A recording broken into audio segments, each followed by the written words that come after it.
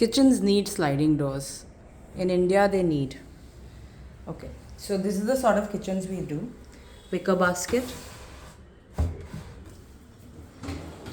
thali basket, tandem boxes. I love these. These are the best. Just look at the smoothness of it. Fab.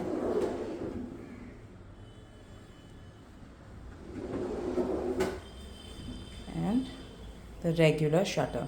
And what I want you to see specifically is that this is semi-modular, and the builder had given a sink provision over there.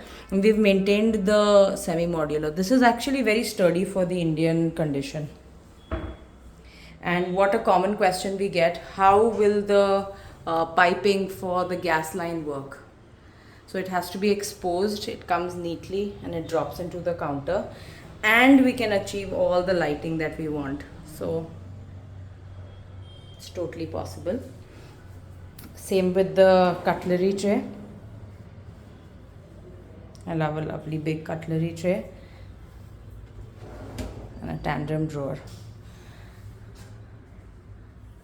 Neat wall units.